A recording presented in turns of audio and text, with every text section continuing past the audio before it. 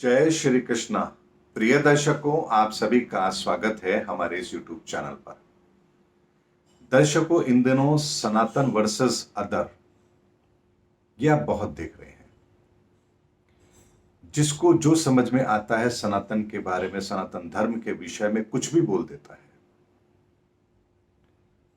और हमारी कमजोरी नहीं कहूंगा, ये कहूंगा कि हमारे संस्कार हैं कि हम उग्रतापूर्ण उनका जवाब नहीं देते, क्योंकि हमारे डीएनए में, सनातन संस्कृति को मानने वालों की डीएनए में हिंसा नहीं है।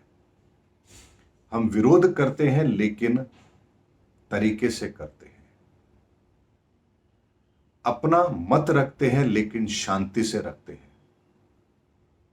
हम अतिथि देवो भव को मानते हैं तो हम दुश्मनों को कैसे जवाब देना है ये भी जानते हैं। हम धरती को मां मानते हैं तो हम स्त्रियों को दुर्गा के समान भी मानते हैं। इसीलिए कोई अगर हमारे सनातन संस्कृति को कुछ कहे तो उस पर क्रोध आना स्वाभाविक है, लेकिन ये हमारी प्रवृत्ति नहीं कि हम उनके स्तर पर जाकर के उनको जवाब दें, क्योंकि जो इस काबिल ही नहीं है, जिनका बौद्धिक स्तर ऐसा है ही नहीं जो हमारी बात को समझ सके, उन्हें आप क्या जवाब देंगे। लेकिन दर्शकों, ये सब कुछ हो क्यों रहा है, इसको जानने के लिए मैंने आज का ये वीडियो बनाया है। दर्शकों, वर्तमान के अंदर गुरु चांडाल युग ब्रह्मांड में बना हुआ है। हालांकि ये 6 माह के लिए बना है, बहुत पहले से बना आ रहा है और अभी 30 अक्टूबर तक भी ये रहेगा। लेकिन वर्तमान के अंदर शनि भी वक्री है और बृहस्पति भी वक्री है, और दोनों के वक्री होने का प्रभाव यह है कि लोगों की मति भ्रमित हुई है और लोग ऐसे वक्तव्य दे रहे हैं। ब्रह्मांड में जब तक ग्रहों की परिस्थितियां नहीं बदलती है, इस संसार में ना कोई अच्छा कर्म होता है ना कोई दुष्कर्म होता है, क्योंकि मनुष्य के अंदर, स्वयं के अंदर इतनी ताकत नहीं होती है कि वो कुछ करने का सामर्थ्य अपने अंदर लेकर आ सके।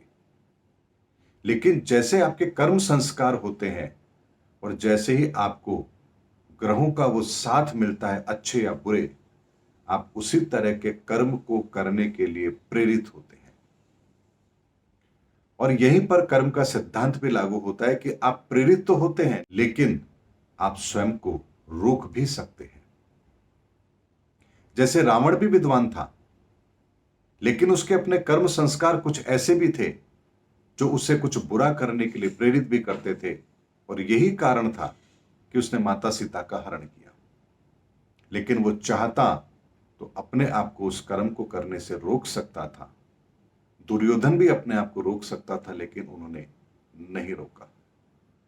इसीलिए दर्शकों, ऐसे समय पर जब ग्रहों की ऐसी परिस्थिति होती है तो कुछ दुष्ट प्रवृत्ति के लोग ऐसा जरूर करते हैं।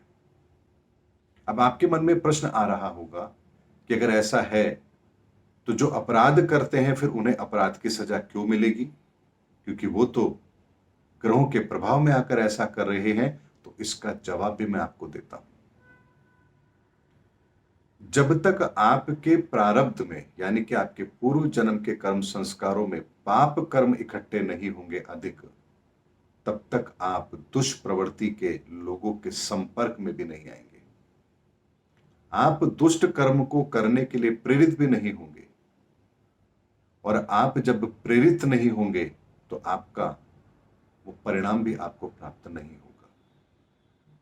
लेकिन आप दुष्ट प्रवृत्ति के इंसान हैं। जैसे मैं एक उदाहरण से आपको समझाता हूं। आपने देखा होगा बहुत से लोग ऐसे हैं जो अपने जीवन के अंदर बहुत बुरे कर्म करते हैं, ये आप जानते हैं, लेकिन आज तक कभी पकड़ में भी नहीं आए और उनका कुछ बुरा होता भी नहीं है। तो आपके मन में एक प्रश्न आता है कि ऐसे लोगों को भगवान सजा क्यों नहीं देता। इतने दुष्ट प्रवृत्ति के लोग हैं, ऐसे कर्म कर रहे हैं, लेकिन इनका कुछ भी नहीं बिगड़ रहा। इनके पास तो भरपूर दौलत है, शोहरत है, और ऐश आराम से अपनी जिंदगी जी रहे हैं। भगवान इनके साथ ऐसा क्यों नहीं करता कि इनको इनके कर्मों की सजा मिले। दर्शकों, जो वर्तमान में उनको मिल रहा है वो उनके कर्मों के आधार पर नहीं मिल रहा, बल्कि पूर्व जन्म के उनके अच्छे कर्मों के कारण से उन्हें आज वो सब कुछ भोगने को मिल रहा है जो वो भोग रहे हैं। लेकिन वर्तमान में जो कर्म कर रहे हैं, अभी इनके भुगतान का समय नहीं आया है। ऐसे ही जातक जो इस जन्म में अपने बुरे कर्म कर रहे हैं, अगले जन्म में वो बाध्य होते हैं ऐसी परिस्थितियों में जन्म लेने के लिए जहां वो, जैसे ही ब्रह्मांड के अंदर वो परिस्थिति बनती है, वो इस तरह के कर्म करते हैं और फिर उन्हें उनके कर्मों की सजा मिलती है। यानी कि इस संसार के अंदर परमात्मा ने एक ऐसी व्यवस्था की है कि यदि बुराई नहीं होगी तो आपको अच्छाई का अनुभव नहीं होगा। आप एक बात बताइए, यदि वो व्यक्ति सनातन धर्म के बारे में ये नहीं कहते तो आपके भीतर सनातन धर्म को लेकर के प्रेम कैसे पैदा होता? आप सनातन धर्म के प्रति विश्वास आपका जगे, ऐसी परिस्थितियों का निर्माण आपके लिए कब होता? इसीलिए ईश्वर शत्रुओं से भी, शैतान से भी किस तरह से काम लेना है, इसको वो अच्छी तरह से जानते हैं। अगर रावण नहीं होता तो क्या भगवान राम पूजनीय होते? अगर कंस नहीं होता तो क्या भगवान श्री कृष्ण का जन्म होता? अगर हिरण्यकश्यप नहीं होता तो क्या प्रहलाद भक्त बन पाता? ये कुछ ऐसे उदाहरण हैं जो हमारे सामने इस कर्मों की गति, इस संसार के नियम और इनको समझने के लिए पर्याप्त है। हालांकि 4 से 5 मिनट के अंदर मैं आपको इनको पूरी तरह से एक्सप्लेन नहीं कर सकता, लेकिन समझदार को इशारा काफी होता है। इसीलिए दर्शकों, सनातन धर्म की विशेषता यह है कि हम प्रकृति के नियमों से जुड़े हुए होते हैं और हम कभी भी उस नियमों का उल्लंघन नहीं करते। यही हमारी सनातन संस्कृति है और इसीलिए सनातन धर्म को मानने वाले लोग, सनातन संस्कृति को फॉलो करने वाले लोग, उस पर विश्वास करने वाले लोग, उनको परेशान जरूर किया जा सकता है लेकिन उनको मिटाया नहीं जा सकता।